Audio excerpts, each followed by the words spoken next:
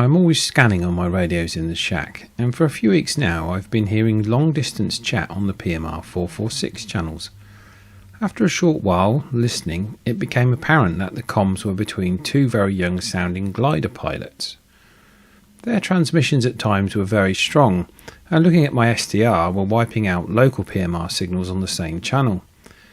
Listening on some more, by their discussions it was evident that the two young pilots were from the Oxford Gliding Club, because they were transponding their locations to flight radar, and it was very easy to track the two pilots, one whose name was Henry.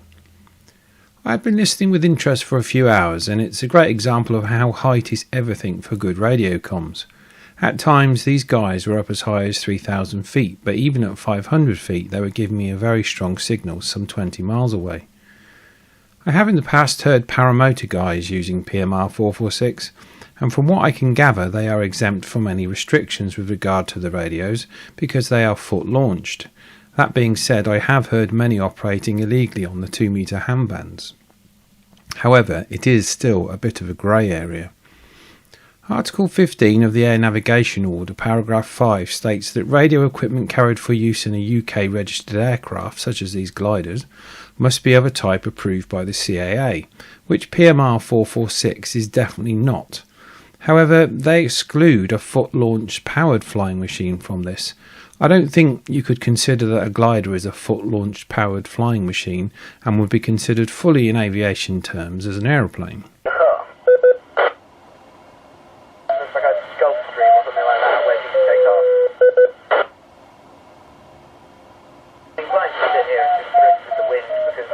I'm not going down, I'm not going up, and I'm clear of the Kipling 80Z at this height anyway, so I'm fine to sit here. See that K8 in the distance?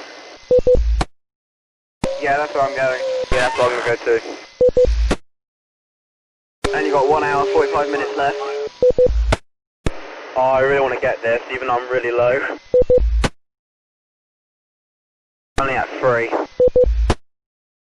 Yeah, I've managed to stay high, luckily. It looks like that K8's going up. Yeah, it is. I'm hoping that's got some good lift. I must add that the two young people that I heard communicating were making very short overs and were using the radios very sensibly, something which you don't hear on PMR 446 often. Anyway, I don't know if they also have VHF airband radios on board as well. I'm assuming that they must have, but their gliders were certainly transponding and could be tracked easily on flight radar. It's very possible that they were using just half a watt PMR radios. My receiving antenna was my usual dual band antenna sat just over the top of my roof that I use for all of my tests. I don't personally have any issue with the PMR band being used in this way, however.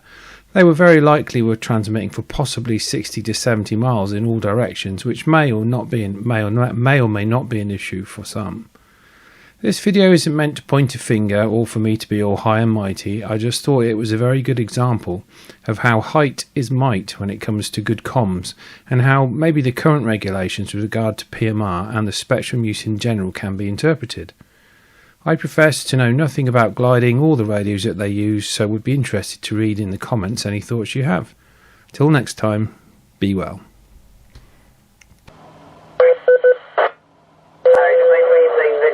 That motorway, because then you're clear of the Oxford zone. Yeah, okay, I'll turn back. Looking good for me, I'm quite low. I'm coming up to 3,000. Bit of a climb here. Also, I have my little charging yet, I'll let you know. Just think I'm going to stay out of it. Here, Harry. Yeah, I can't find it. I'm currently on 0 at the moment still. Yeah, you're not where I am though. What have you got? I've got 2 average. I'm about to get 2 averages where I'm now.